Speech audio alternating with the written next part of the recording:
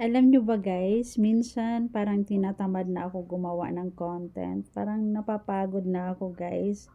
Pero iniisip ko, ayan, paano yung aking naumpisahan, yung aking pagod, yung aking puyat, yung aking ano guys, yung aking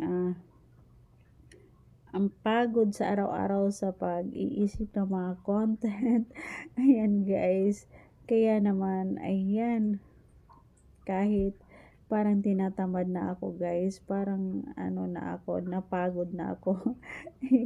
Kaya lang hindi pwedeng sumuko. Ayan, hindi pwedeng sumuko guys sa ating mga pangarap. Kaya laban lang tayo. Ayan, laban lang tayo guys. Huwag tayong panghinaan ng loob. Kung napagod ka ngayon, magpahinga ka lang. And then bukas, ayan, bukas ano ulit, hataw ulit guys. Ayan, gawa ulit ng content. Ayan guys, kasi ayan, hindi pa tayo pwedeng sumuko guys, hindi pa tayo pwedeng tumigil hanggat hindi pa natin nakukuha yung ating mga pangarap. Mga pangarap nila guys, ayan.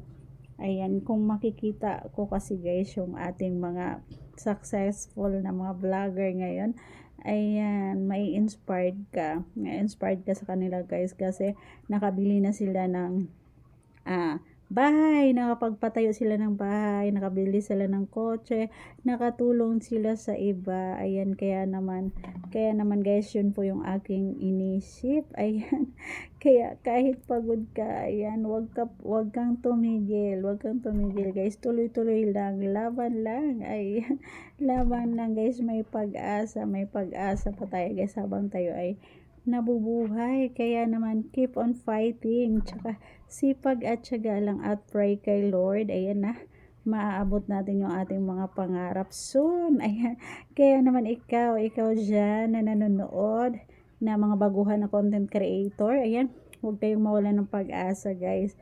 Laban lang, ayan, sipag at tiyaga lang. Ayan, pray kay God, nagabayan tayo sa ating mga content na ginagawa.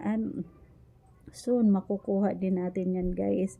Ayan, katulad ko guys, ayan po, katulad ko, unti-unti nang, ayan, sumasahod sa aking FB page and sa aking YT channel dahil, ayan po, patient is the key. Kailangan matyaga ka guys, masipag ka, ayan, masipag ka maghintay. Ayan guys, kaya naman huwag kayong pahinaan ng loob. Go, go, go! Laban lang. Ayan, laban lang guys sa ating mga pangarap. So, makukuha din natin yan. So, let's go!